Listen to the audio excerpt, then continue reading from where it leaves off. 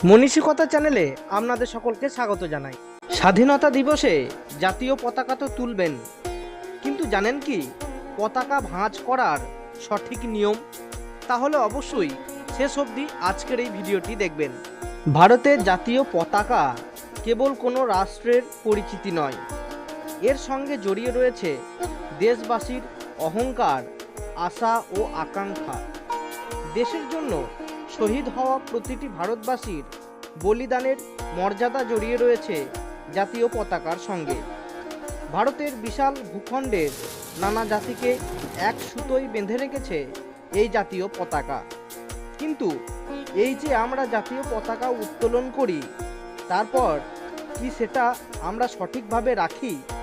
অনেকেই জানেন না কিভাবে জাতীয় পতাকা ভাঁজ করতে হয় এবং কি করে সেটা রাখতে হয়। कितने तेजस्वी लोग हैं हमारे पास, कितने शानदार विचार रखते हैं जी।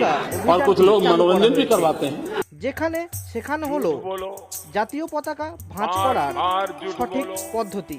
প্রথমে পতাকাটি অনুভূমিক এবং সমানভাবে সমতল কোনো জায়গায় রাখুন।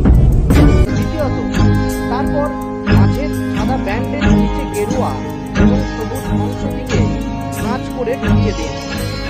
তৃতীয়ত, এরপর সাদা অংশটিকে এমনভাবে ভাঁজ করুন যাতে গেরুয়া এবং সবুজ অংশের সঙ্গে অশোক চক্রটি সম্পূর্ণভাবে দেখা যায়। চতুর্থত, এবার ভাঁজ করা পতাকাটিকে হাতে তুলে দিন এবং সসম্মানে